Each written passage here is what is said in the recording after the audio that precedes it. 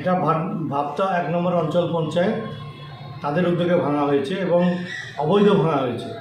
Actually এই building যেখানে ভাবতা পঞ্চায়েত থেকে বা ভাবতা অঞ্চলের বিভিন্ন জায়গায় দেখা যাবে যে তৃণমূল যখন পঞ্চায়েতে ছিল তখন বিভিন্ন জন ড্রেনের উপর বা তাদের বাড়ির সামনে বা দোকানের সামনে তারা ৩ ফুট এনক্রোচমেন্ট করেছিল, শেড বানিয়েছিল এবং সেগুলা মানুষের যাতায়াতের জন্য অসুবিধা হচ্ছিল। তো এই পঞ্চায়েত ঠিক করেছিল যে সুস্থভাবে মানুষকে পরিষেবা দেবে, তাই তারা ঠিক করেছিল যে অবৈধ যে এনক্রোচমেন্ট আছে তারা সেগুলা তাদেরকে জানিয়ে এবং তাদেরকে নোটিশ করার পরে সেইগুলা যাতে সাধারণ মানুষের সুবিধার্থে যাতায়াতের সুবিধার্থে সেগুলো ভাঙা হবে এবং সেগুলাই ভেঙেছে।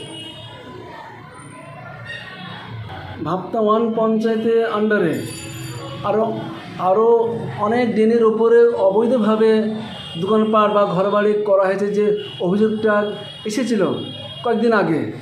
তা শুধু কি এগুলোই কি ভাঙা মানে হয়েছে, না যেগুলো আছে সেগুলো হবে? অ্যাকচুয়ালি ভাবতা অঞ্চল পঞ্চায়েতের আন্ডারে বাম কংগ্রেস জোটের যে পঞ্চায়েত, তারা সকল মানুষকে এই অঞ্চলের প্রত্যেকটা মানুষকে সুষ্ঠু পরিষেবা দেওয়ার জন্য বদ্ধপরিকর। তো তারা যেখানে যেখানে আছে সেগুলো আস্তে আস্তে তারা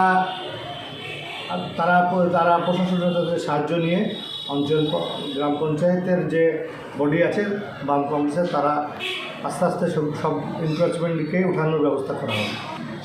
কিছুদিন আগে শঙ্করপাড়া থেকেও সেম একই অভিযোগ এসেছিল যে এই ড্রেনের ওপর দোকানপাট বাড়িঘর করার কারণে বাড়ি থেকে ঠিকঠাক জল বাইর হচ্ছে না।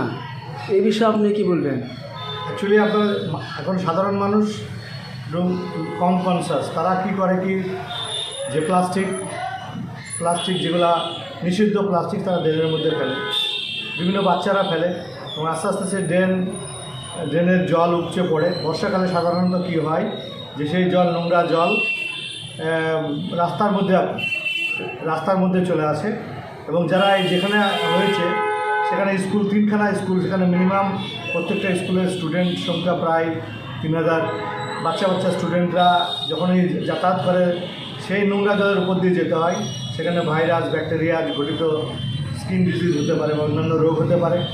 তো এটা ভাবতা শঙ্করপাড়া বলে নয়, ভাবতা বটতলা বলে নয়, ভাবতা অঞ্চল পঞ্চায়েতের যেখানেই আছে আমাদের এই পঞ্চায়েত কংগ্রেস বাম চালিত পঞ্চায়েত বদ্ধপরিকর আছে মানুষকে সুষ্ঠু ব্যবস্থা দেওয়ার এবং সমস্ত জায়গাতেই এই এনক্রোচমেন্ট এবং ড্রেনের যে সুষ্ঠু ব্যবস্থা সেই ব্যবস্থা তারা করবে। অনেকে ড্রেনের মধ্যে ক্যারি ব্যাগ বা প্লাস্টিক ফেলে, ড্রেনের মধ্যে ঢাকনা কেন দেওয়া হয় না?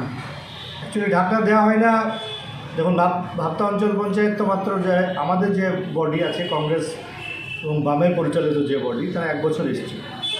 তারা তাদের সীমিত যে কাজের মধ্যে সীমিত যে পয়সা এসছে সেই বয়সের মধ্যে তারা যথেষ্ট কাজ করার চেষ্টা করছে এবং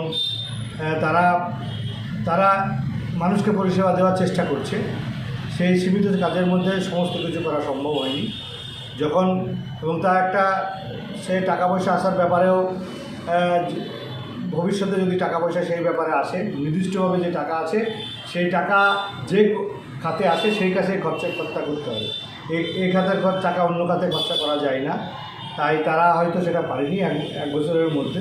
ভবিষ্যতে তারা বিডিওর সঙ্গে কথা বলে, ডিএমের সঙ্গে কথা বলে, আমরা চেষ্টা করব জেলা প্রশাসনের সাথে কথা বলে যাতে সেই ঢাকনার ব্যবস্থা করা যায়। যেখানে নাই অনেক জায়গায় হচ্ছে, যেখানে কিছু জায়গায় করা হচ্ছে। তো শুরু হয়েছে অবৈধ যে এনক্রোচমেন্ট হয়েছে সেই এনক্রোচমেন্ট তো ভাঙা শুরু হয়েছে, আপনারা তো দেখেছেন। আস্তে আস্তে শুরু হবে, সবগুলো করা যাবে।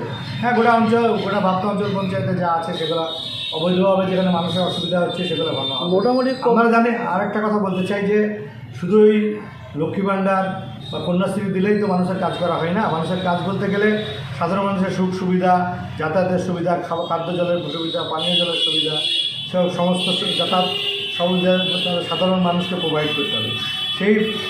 সেটা